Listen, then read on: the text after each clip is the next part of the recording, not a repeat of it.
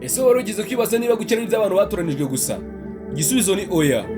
Hari ibintu wowe ubwawe ushobora gukora cyangwa se utangira gukora none aha ngaha bikaba byagufasha kubaka ubukire butekanye, buhamye ndetse burambye. Muri iki kiganiro tugiye kurebera hamwe ibintu 10 umuntu ashobora gukora cyangwa se yakurikiza akazamuka buhoro buhoro, ariko yizeye ko ejo hazaza hari amafaranga, ubwisanzure ndetse n'iterambere. Kumwe na NP Entertainment, bakukoze subscribe, ukanalike, share na comment kugira ngo ibiganiro nk'ibi tuzajya gucika kandi ibiganiro tugira tumenyeramo ibintu bigiye bitandukanye mu buzima bwa buri munsi. Ikintu cya mbere uzakora kugira ngo ubashe kuba wakubaka ubukire bwawe gahoro gahoro ni uguhindura imyumvire ku bukire. Ahangaha icyo ugomba kumenya ni iki rero. Ugomba kumenya ko ubukire budatangira ku mufuka gusa, ahubwo ubukire butangirira mu mutwe. Abantu benshi babona amafaranga nk'ikintu kidashoboka cyangwa se nk'igitangaza, ariko siko byakagombye kumera. Ugomba kwigisha ubwonko bwawe ko gukira ari ibintu bishoboka kandi biba bigomba gushoboka uko byagenda kose, kandi ko nawe ubikwiriye, wowe ubwawe uba ukwiriye gukira. Ukabwira ubwonko bwawe ngo gukira birashoboka, kandi ubwo bishoboka nanjye ndabikwiriye. Gukira nanjye byambera. Banza uyumvishe ko wowe ubwawe uri nka miliyoneri, ariko uri miliyoneri utaragaragara, wizera ko ejo hazaza cyangwa se igihe kizagera nawe ukaba miliyoneri ugaragara ndetse ukagaragarira n'abandi bose. Ikintu cya kabiri uzakora, kumenya icyo ushoboye neza. Ufite impano, uzi kwandika, uzi kudoda, uzi gukina, uzi gufotora se, guteka se cyangwa se gutunganya n'ibindi bintu bigiye bitandukanye.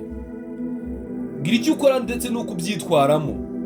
Abantu benshi b'abakire usanga baratangiye basarura impano zabo ndetse bagakomerezaho kugira ngo bibashe kubategurira ejo habo heza.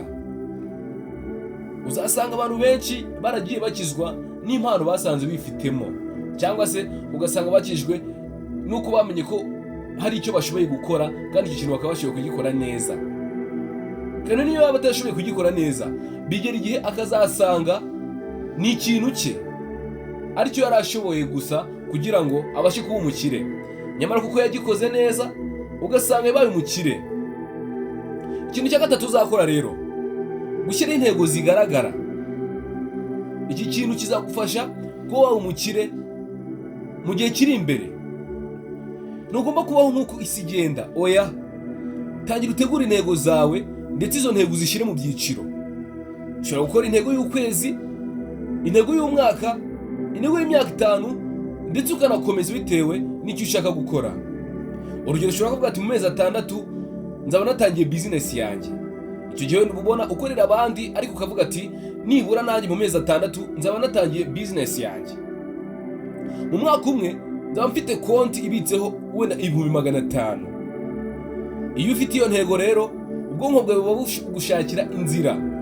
Ubwonko bwawe butangira kumva ko ibyo urimo ubishoboye cyangwa se uzabishobora. None bikagufasha kugira imbaraga zo kuzagera ku ntego wihaye. Ikintu cya kane uzakora ni iki? Uziga kwiga ku micungire y'amafaranga. Ugomba kwiga ku micungire y'amafaranga. Ahangaha icyo ugomba kumenya ni iki rero? Ugomba kumenya ko abantu benshi badakena kuko batinjiza, oya, ahubwo bakena kuko batamenya gukoresha amafaranga babona neza. Kuko uramutse ubonye amafaranga ukoresha uko ubyumva cyangwa se uko ubishatse, nta kintu wazageraho, ntiwazagira icyo ugeraho pe. Ahubwo utangire bwe kuzigama, utangire kwiga uko bakoresha amafaranga, utangire kwiga ndetse n'icyo bije ivuga. Uvuga ati iyo bavuze bije bivuga iki? Ni ukumenya gukoresha neza ibyo wakoreye kugira ngo ejo n'ejo bundi utazavuga ati nyamara nakoreye amafaranga ati mu minsi ishize nari meze neza, ariko ubu ngubu ugasanga nta kintu ufite kubera ko utamenye gukoresha amafaranga wakoreye neza. Ikintu cya gatanu uzakora ni iki? Kugira akazi cyangwa se igikorwa gikomeye ukunda. Biba byiza iyo ubonye akazi, ariko cyangwa se iyo ushatse akazi ariko ako kazi ukabugakunda. Niba ukora ibyo ukunda cyangwa se ukora akazi ukunda, biragorana kubireka. Kugira akazi ukunda bituma wirinda kunanirwa vuba cyangwa se wirinda kugasezera vuba. Abantu benshi bagiye bakira kuko batigeze barekura ibyo bakundaga cyangwa se batigeze bareka ibyo bakundaga. kabone nubwo byatangiye bigoranye cyangwa se ntacyo bibinjiriza, ariko ugasanga akazi kuko bagakunda cyangwa se kuko babigiyemo babishatse, byageze igihe birabinjiriza ndetse bibahereza n'iterambere. Ikintu cya gatandatu uzakora ni iki rero? Kugira imyitwarire myiza cyangwa se kugira discipline mu byo ukora.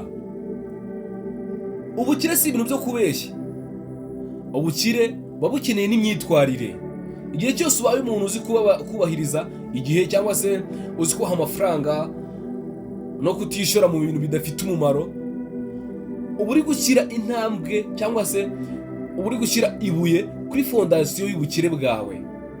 Igihe cyose ufite discipline mu byo ukora cyangwa se ukaba uzi icyo ushaka, uba uri gushyira fondasiyo ikomeye y'ubukire ku buzima bwawe.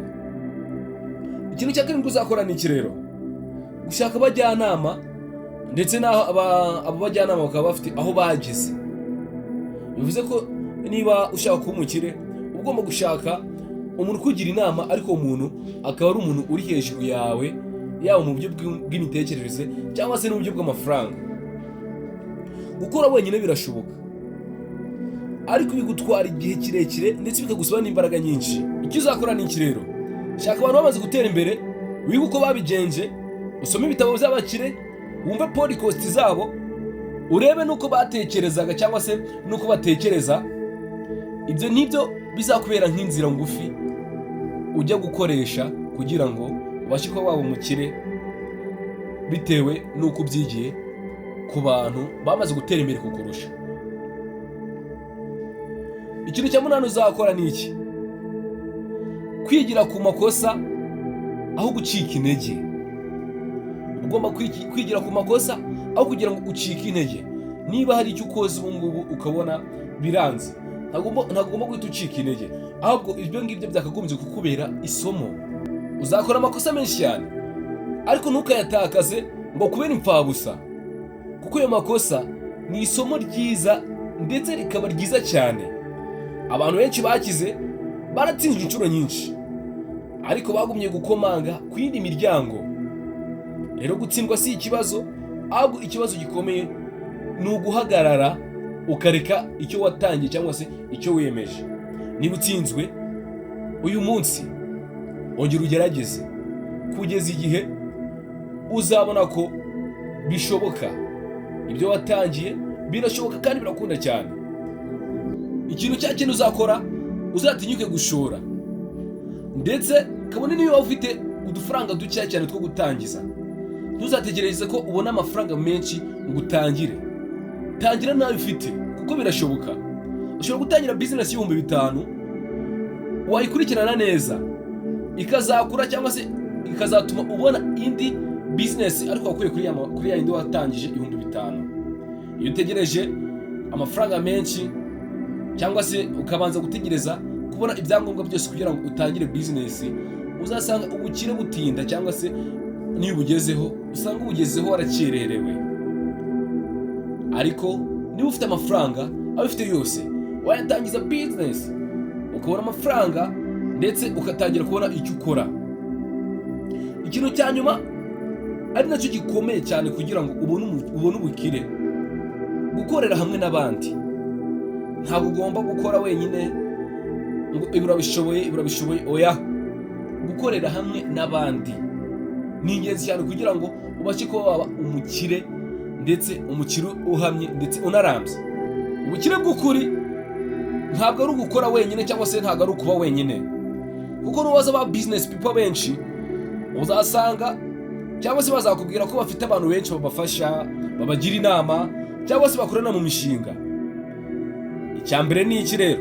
Gira network, ugira abantu kugira ngo ubukire bwawe bushinge cyangwa se bukomere.